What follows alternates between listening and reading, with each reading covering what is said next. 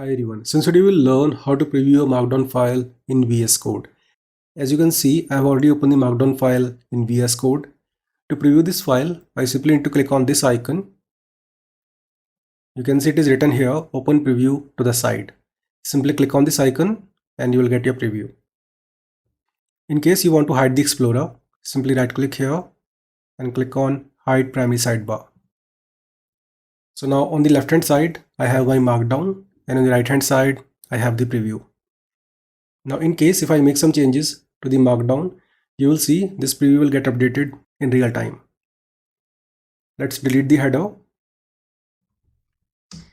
and have new header here.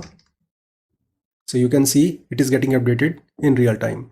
In case you want to close the preview, you can simply click on this close icon.